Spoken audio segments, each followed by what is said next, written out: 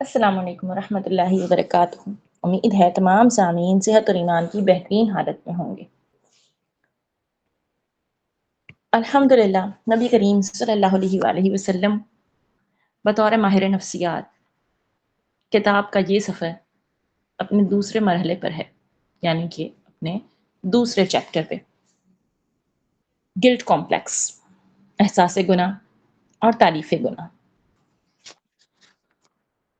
نبی کریم صلی اللہ علیہ وآلہ وسلم ہر رشتے میں، ہر رول میں، ہر کردار میں توازن جانتے تھے، ہر رشتے اور ہر کردار کی مانگ کو سمجھتے تھے۔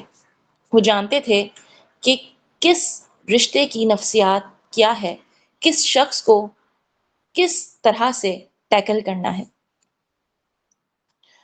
انہوں نے کبھی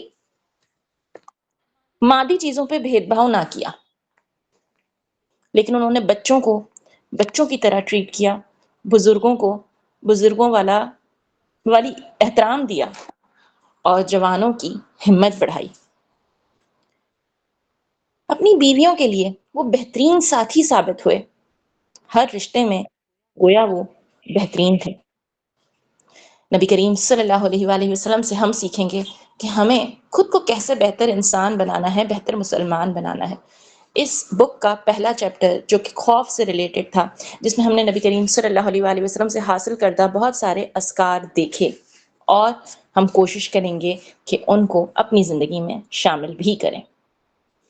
کل ہم نے احساس گناہ اور تالیف گناہ کا یہ چیپٹر شروع کیا۔ اس پہ ہم نے دیکھا کہ یہ گلٹ آخر کس بلا کا نام ہے، یعنی کہ انسان کا وہ جذبہ، وہ احساس جو اسے یہ بتائے کہ تم نے غلط کیا، جو اسے جھنجھوڑے۔ اکثر اوقات تو یہ گناہ کی وجہ سے ہوتا ہے، اور اکثر اوقات یہ معاشرے کے بنائے ہوئے اصولوں کو توڑنے کی وجہ سے بھی ہوتا ہے۔ جب ہم حق کے ساتھ کھڑے ہو کر اپنوں کے خلاف کھڑے ہوتے ہیں تب بھی ہوتا ہے۔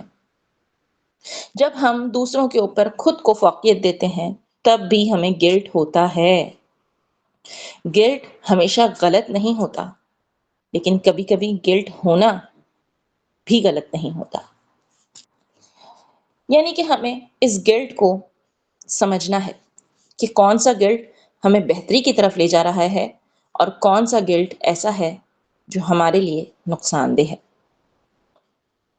اگر تو یہ گلٹ، یہ احساس ندامت، احساس گناہ کسی گناہ کے اوپر ہے، احساس ندامت، تو وہ بہت اچھا ہے کہ وہ ہمیں گناہوں سے روک کے استغفار اور اللہ سے رجوع کی طرف لے جائے گا۔ لیکن اگر یہ معاشرے کے فرسودہ نظام کے خلاف چلنے پہ، حق کا ساتھ دینے پہ آپ کو ہو رہا ہے، تو آپ نے اس کو قابو کرنا ہے، اس سے پہلے کہ شیطان آپ کو قابو کرے اور ہم اس معاشرے کی بھیڑ میں پھر شامل ہو جائیں۔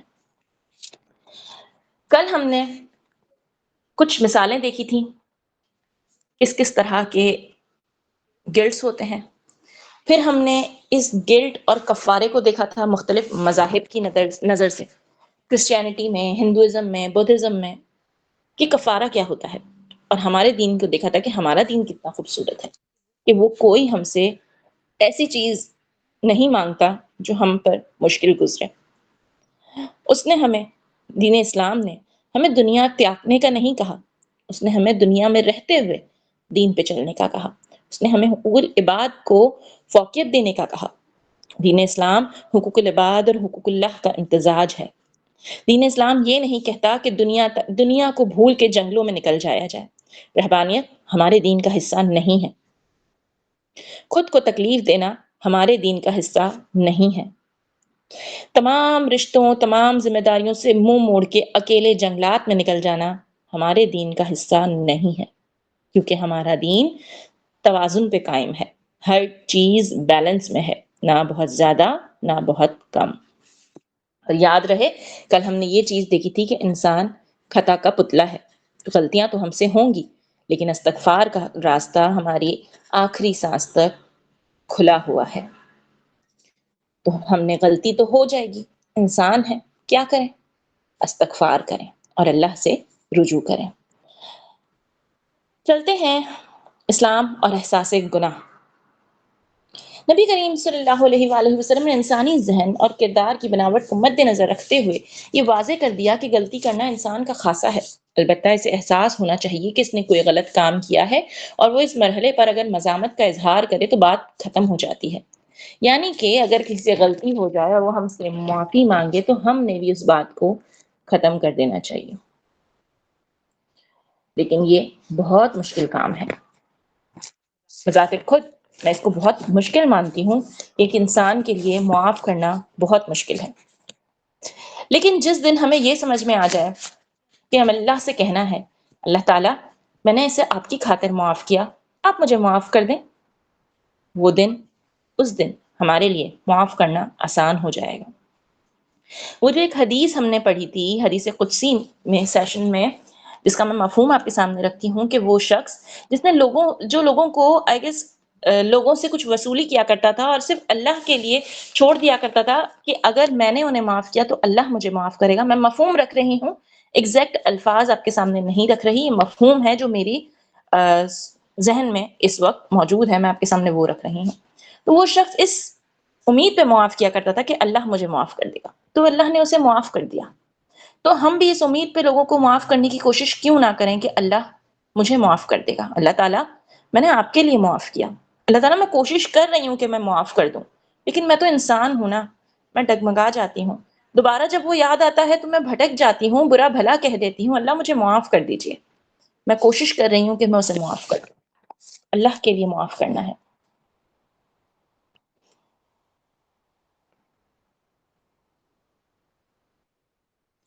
جیسے تو راضی ویسے راضی کر دے، میرا کوئی عمل تو امتیازی کر دے، سر جھک جاتا ہے من جھکتا نہیں، دل بھی کسی وقت نمازی کر دے۔ یہ شخص آگے دیکھتے ہیں۔ اللہ تعالیٰ کے بارے میں غلط تصورات کو دور کرتے ہوئے حقیقت کا اظہار ملاحظہ ہو۔ ربنا لا تؤاخذنا ان نسینا او اخطأنا ربنا ولا تحمل علينا اصرا كما حملته على الذين من قبلنا ربنا ولا تحملنا ما لا طاقة لنا به ولا ما لا طاقة لنا به واعف عنا واغفر لنا وارحمنا انت مولانا فانصرنا على القوم الكافرین۔ سورہ بقرہ کی آخری آیت، سورہ بقرہ کی ان آخری آیات کا حصہ ہے جنہیں ہمیں رات کو پڑھنے کا حکم ہے، رات کو پڑھ کے سونے کا حکم ہے۔ یا رب ہمیں اپنی عبادتیں سکھا اور ہماری توبہ قبول کر۔ اے ہمارے رب ہمیں غلطی بھول پکڑ میں نہ لینا، ہمارے اوپر ذمہ داریوں کا وہ بوجھ نہ ڈالنا جیسا کہ ہم سے پہلی قوموں پہ ڈالا گیا تھا۔ اے ہمارے رب ہم پر کوئی ایسا بوجھ ذمہ داری نہ ڈالنا جس کو اٹھانے کی طاقت ہم میں نہ ہو۔ ہماری خطاؤں پہ درگزر فرما، ہمیں بخش دے اور ہمارے اوپر رحم کر کے تو ہی ہمارا آقا ہے اور منکر اقوام کے مقابلے میں ہماری مدد فرما، آمین۔ ہر رات یہ آیتیں ہمیں پڑھ کے سونے کا حکم ہے۔ ہمیں سنت سے پتہ چلتا ہے کہ نبی کریم صلی اللہ علیہ وآلہ وسلم نے یہ بتایا ہے، حدیث سے پتہ لگتا ہے ہمیں کہ وہ پڑھا کرتے تھے۔ قرآن مجید نے اپنی ابتدائی صورتوں میں یہ جامع دعا صرف بتائی ہی نہیں بلکہ ہمیں راستہ بھی دکھایا کہ غلطی کرنا انسان کی عادت ہے، اس لیے وہ خدا کے ملتمس رہے کہ اس کی غلطیاں گرفت کا باعث نہ ہوں۔ یہی نہیں کہ بلکہ قرآن مجید ایسے نسخوں سے لبریز ہے جس سے گناہ گاروں کو احساس گناہ سے نجات مل سکتی ہے صرف توبہ اور معافی کے ضمن میں۔ آیات موجود ہیں جیسے کہ سورہ مائدہ کی آیت نمبر 39، جس نے اپنی زیادتیوں کے بعد گناہوں سے توبہ کی اور اپنی اصلاح کر لی، اللہ اس کی توبہ قبول کر لیتا ہے۔ بے شک اللہ ہم سب کی توبہ قبول کرے اور ہم سب کو توبہ کرنے والوں میں شامل کرے۔ سورہ مریم بتاتی ہے کہ جس نے توبہ کی اس سے محفوظ رہے اور اس نے اچھے کام کیے وہ جنت میں داخل ہوگا اور اس پر کوئی ظلم نہ ہوگا۔ تقریباً یہی مضمون سورہ طٰہٰ، الفرقان، القصص میں بیان ہوا اسی مسئلے پہ۔ پھر فرمایا سورہ آل عمران میں جس نے برے کاموں کے بعد توبہ کی، اپنے اعمال کو درست کر لیا، اس کو معلوم ہونا چاہیے کہ اللہ تعالیٰ بخشش کرنے والا مہربان ہے۔ اسی ارشاد گرامی کو سورۃ المجادلہ، مزمل، النساء، آل عمران، المائدہ، الاعراف، توبہ، نحل اور نور میں دہرایا گیا ہے۔ اگر تم توبہ کر لو یہ تمہارے لیے بہترین ہے۔ پھر اے اللہ ہم کو اپنے گھر کا اسلوب سکھا، ہمارے گناہوں سے توبہ قبول فرما کہ تو توبہ قبول کرنے والا مہربان ہے۔ سورہ بقرہ آیت نمبر 128، ربنا وارنا مناسکنا وتب علینا انک انت التواب الرحیم۔ یا رب ہمیں اپنی عبادتیں سکھا اور ہماری توبہ قبول فرما، تو توبہ قبول فرمانے والا اور رحم و کرم کرنے والا ہے۔ پھر سورۃ التحریم بتاتی ہے کہ یا ایھا الذین آمنوا توبوا الی اللہ توبۃ نصوحا، اے وہ لوگوں جو ایمان لائے ہو اللہ سے اپنے گناہوں کی توبہ کرو، مگر یہ توبہ خلوص دل سے پائیدار ہونی چاہیے۔ توبہ قبول ہوگی مگر ان الذین کفروا بعد ایمانہم، اس کی اردو دیکھتے ہیں کہ آل عمران، سورہ آل عمران آیت نمبر 90، جو لوگ ایمان لانے کے بعد پھر کافر ہوئے اور اپنے کفر میں روز بروز اضافہ کیا، ان کی توبہ قبول نہ ہوگی۔ پھر سورۃ النساء سے پتہ لگتا ہے کہ جب ان کا آخری وقت آتا ہے اور موت سامنے کھڑی ہوتی ہے تو وہ اس وقت توبہ کرنے کی کوشش کرتے ہیں۔ فرعون جب حضرت موسیٰ علیہ السلام کے تعاقب میں دریائے نیل میں داخل ہو گیا اور دریا میں ڈوبنے لگا تو اس وقت یہ نعرہ لگایا، میں ہارون اور موسیٰ کے رب پر ایمان لے آیا ہوں۔ جب موت سامنے کھڑی تھی تو اس وقت ایمان لانے کا کوئی فائدہ اسے میسر نہ آ سکا۔ گناہ کے بعد توبہ کا مطلب ندامت کا احساس اور خدا کے سامنے یہ اعتراف ہے کہ میں اپنی غلطی تسلیم کرتا ہوں اور وعدہ کرتا ہوں کہ آئندہ ایسا نہیں ہوگا۔ یعنی کہ توبہ یہ نہیں کہ تسبیح کے دانوں کو بے مقصد گھمایا جائے، توبہ یہ نہیں کہ 1000 مرتبہ 50,000 مرتبہ دن میں صرف استغفر اللہ کہہ دیا جائے، بلکہ توبہ یہ ہے کہ دل کی عاجزی کے ساتھ اللہ کے سامنے اپنے گناہوں کا اعتراف کیا جائے، اللہ تعالیٰ سے کہا جائے کہ میں شرمندہ ہوں یا رب میں شرمندہ ہوں، میں آگے کوشش کروں گی کہ یہ نہ ہو مجھ سے۔ استغفار اور توبہ دل کے رجوع کرنے کا نام ہے، اللہ کی طرف پلٹنے کا نام ہے، تسبیح کے دانے گھمانے کا نام نہیں۔ تسبیح کے دانے گھمانا بے وقت بے مقصد گھماتے رہنا، پھر چاہے جتنا بھی پڑھ لیں، اگر دل عاجز نہ ہوا، نیت مخلص نہ ہوئی تو کیا ملا؟ اپنی غلطیوں کا اعتراف کرنا ہے، اپنی غلطیوں کو تسلیم کرنا ہے، اللہ کے سامنے یہ وعدہ کرنا ہے کہ آئندہ ایسا نہیں ہوگا۔ توبہ کی توفیق ملنا بھی رب تعالیٰ کی نعمت ہے، اس کی رحمت ہے کہ اس نے ہمیں توبہ کی توفیق عنایت کی۔ ایک دعا بتاتی چلوں جو سجدے میں ہم پڑھ سکتے ہیں، اللہم اغفر لی ذنبی کلہ دقہ وجلہ واولہ وآخرہ وعانیتہ وسرہ، یعنی ان تمام گناہوں سے ہم نے اس دعا میں اللہ تعالیٰ سے پناہ مانگ لی، مغفرت مانگ لی، جو ہم نے کھل کے کیے، چھپے میں کیے، رات کے اندھیرے میں، دن کے اندھیرے میں، ہر طرح کے گناہ سے ہم نے اس دعا میں اللہ کی پناہ مانگی۔ یہ دعا امید ہے آپ سب کو پتہ ہوگی اور آپ سب جانتے ہوں گے کہ اسے ہم سجدے میں پڑھ سکتے ہیں کہ اللہ میرے تھوڑے اور زیادہ پہلے اور پچھلے، ظاہری اور چھپے ہوئے سب گناہ بخش دے۔ اے اللہ میرے تھوڑے اور زیادہ پہلے اور پچھلے، ظاہری اور چھپے ہوئے سب گناہ بخش دے۔ اللہم اغفر لی ذنبی کلہ دقہ وجلہ واولہ وآخرہ وعلانیتہ وسرہ، یہ سجدے میں پڑھی جا سکتی ہے۔ بہت خوبصورت دعا ہے، بہت خوبصورت پکار ہے کہ اللہ سے مانگ رہے ہیں مغفرت۔ یعنی کہ آج کے اب تک ہم نے یہاں پہ سورہ بقرہ کی آخری 2 آیت جن میں ہم دعا کرتے ہیں، جو روز رات ہمیں پڑھنے کا حکم ہے، وہ دیکھی، اور اس کے بعد ہم نے ربنا وارنا مناسکنا وتب علینا انک انت التواب الرحیم سورہ بقرہ کی آیت نمبر 128 ایز دعا دیکھی، اور آج ہم نے یہ سجدے کی دعا دیکھی۔ حضرت عبداللہ بن عمر رضی اللہ تعالیٰ عنہ بیان کرتے ہیں کہ نبی کریم صلی اللہ علیہ وآلہ وسلم نے فرمایا، اللہ تعالیٰ اپنے بندے کی توبہ اس وقت تک قبول کرتا ہے جب تک کہ اس کی سانس کی گڑگڑاہٹ موجود ہے۔ تو ساتھیوں، آج سانس ہے، آج آس ہے، جب تک سانس ہے تب تک آس ہے، امید ہے، رب تعالیٰ تواب الرحیم ہے، وہ انتظار کر رہا ہے ہماری توبہ کا، وہ انتظار کر رہا ہے ہمارے پلٹنے کا، جیسے ایک ماں انتظار کرتی ہے اپنے اولاد کے پلٹ آنے کا۔ جیسے والدین انتظار کرتے ہیں پردیسیوں کے گھر کو لوٹ آنے کا، اس سے کہیں زیادہ بڑھ کے میرا رب انتظار کرتا ہے اپنے بندے کا خود کی طرف پلٹ آنے کا، کہ وہ پلٹے گا۔ اور جب بندہ پلٹتا ہے تو خدا تعالیٰ بنا کسی شکوہ کے اس بندے کو قبول کر لیتا ہے۔ بہت رحمان ہے یہ رب، تواب الرحیم ہے، غفور الرحیم ہے، ڈھانپ لیتا ہے ہماری غلطیوں کو، لوگوں کے سامنے عیاں نہیں کرتا، توبہ کر لی جائے تو بخش دیتا ہے اور بھول جاتا ہے۔ کتنی محبت کرتا ہے وہ رب ہم سے، میں کتنی محبت کرتی ہوں اپنے رب سے۔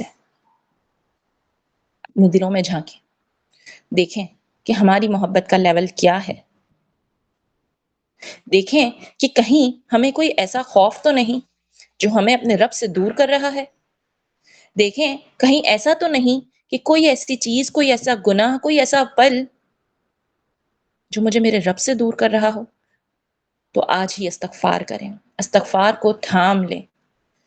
استغفار وہ چابی ہے جو ہمارے لیے راستے کھول دیتی ہے، آسان کر دیتی ہے مشکلوں کو، رب کی رحمت کو ہم تک پہنچاتی ہے۔ اپنے گناہوں کو قبول کر لینا، استغفار کے تھرو اللہ سے رجوع کر لینا۔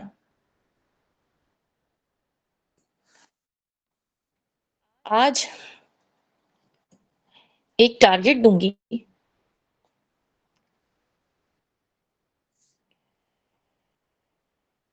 کہ اب جب ہم یہ سیشن ختم کریں گے، ہم سب نے ایک ایک لیٹر لکھنا ہے اپنے رب کے نام، اللہ تعالیٰ کے نام، کسی بھی وقت بیٹھ کے لکھیں، چاہے تو آپ واٹس ایپ کریں، مطلب مجھے نا اپنے ہی پرسنل نمبر پہ آپ واٹس ایپ کریں جن کو لکھنے کی عادت نہیں ہے، ورنہ میں چاہوں گی کہ ایٹ لیسٹ پیپر پینسل لے کے آپ ایک لیٹر لکھیں اللہ تعالیٰ کو، اس میں لکھ دیں جو آپ کے دل میں ہے، سب کچھ لکھ دیں، دل ہلکا ہو جائے گا، کچھ نیا احساس ملے گا۔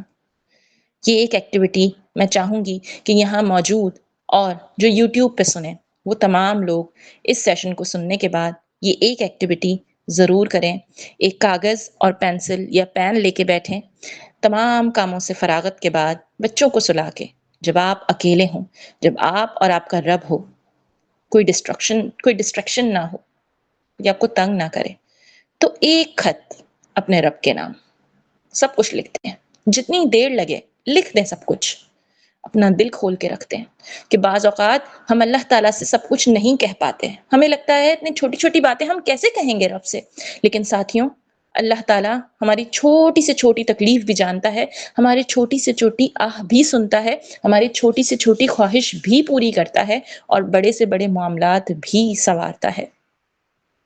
آج شروعات کریں ایک خط لکھنے سے، اپنے رب کے نام ایک خط، مجھے بھیجنے کی ضرورت نہیں ہے، میں نہیں چاہتی کہ میں آپ کی ان خطوط کو پڑھوں، لیکن آپ ایمانداری کے ساتھ خود لکھیں وہ خط اپنے رب کے نام، اور صرف ایک ڈن کا میسج کر دیں، لائک ڈن۔ وہ خط آپ کو اپنے رب سے آپ کی کنورسیشن کو بحال کر سکتا ہے۔ آج آپ خط لکھیں گی اور انشاءاللہ کل سے آپ اللہ تعالیٰ سے وربلی بات کر پائیں گی۔ یہ خط، اس میں آپ نے اپنے دل کا حال بیان کر دینا ہے، اور پھر اس خط نے آپ پہ کیا اثر کیا آپ نے یہ ضرور شیئر کرنا ہے۔ خط شیئر نہیں کرنا، لیکن خط لکھنے کے بعد اب آپ کیسا محسوس کر رہی ہیں یہ ضرور سے شیئر کرنا ہے۔ اس سیشن کو ختم کرنے سے پہلے میں ایک سیلف لو سائیکل کے بارے میں آپ کو بتانا چاہوں گی کہ سیلف لو، خود سے محبت کرنا کیا ہے، کیونکہ جب ہم خود سے محبت کریں گے تبھی تو ہمیں فکر ہوگی نا کہ روز محشر ہمارا انجام کیا ہوگا۔ سوچیں تو سیلف لو کی پہلی سیڑھی ہے خود پہ فوکس کرنا، پھر اپنے اس جسم کا جو اللہ تعالیٰ کی نعمتوں میں سے ایک ہے، جس جسم میں اللہ تعالیٰ کی بہت سارے نعمتیں ہیں، بہت سارے سسٹمز ہیں، ان گنت سسٹمز ہیں، پورا عالم ہے، ایک دنیا، یہ اللہ کا انعام ہے، اس کا خیال رکھنا ہے۔ یعنی کہ سب سے پہلے خود پہ فوکس کرنا ہے کہ آپ کیا کر رہے ہو، آپ کی زندگی کیسی ہے، آپ کیا کر رہے ہو اور آپ نے کیا کرنا ہے۔ پھر اپنی جسم کا، اپنی باڈی کا دھیان رکھنا ہے. پھر نیگیٹو کمپیرزن نہیں کرنے کہ میں کالی ہوں وہ گوری ہے، میں چھوٹی ہوں وہ بڑی ہے، میں موٹی ہوں وہ پتلی ہے، میں خوبصورت ہوں وہ بدصورت ہے. نہ، یہ نہیں کرنا. آئینے میں دیکھ کے خود سے کہنا ہے میں المصور کی تخلیق ہوں، مجھے المصور نے تخلیق کیا ہے اور میں بہترین ہوں کیونکہ میں رب کی تخلیق ہوں. میں اس مصور کی تخلیق ہوں کہ جس کے لیول پہ کوئی مصور ہو ہی نہیں سکتا، اور میری اس بناوٹ کا خالق وہ رب تعالیٰ ہے. تو میں بہت خوبصورت ہوں. اس لیے نو نیگیٹو کمپیرزن، کسی بھی طرح نیگیٹو کمپیرزن اوائڈ کریں. پھر پازیٹیو سوچیں، جیسے کہ میں نے کہا میں المصور کی تخلیق ہوں تو میں بہت خوبصورت ہوں، میرا رب مجھے سن رہا ہے اور سب کچھ میرے ارد گرد اچھا ہے. الحمدللہ رب العالمین. خود پہ فوکس کرنا ہے، اپنی جسم کا دھیان رکھنا ہے، نیگیٹو کمپیرزنز کو اوائڈ کرنا ہے، پازیٹیو افرمیشنز کرنی ہے، لائک اپنے ہر چیز کو الحمدللہ کے چشمے سے دیکھنا ہے، اور پھر اپنا شکر خود ادا کریں. اپنا شکر ادا کریں، اپنے رب تعالیٰ کا شکر ادا کریں کہ الحمدللہ رب العالمین، یا رب العالمین آپ کا شکریہ، آپ کا بہت بہت شکریہ، آپ کی تعریف، آپ سے محبت کرتی ہوں میں کہ آپ نے مجھے اتنا کچھ عطا کیا. اور پھر اپنا بھی شکر ادا کریں.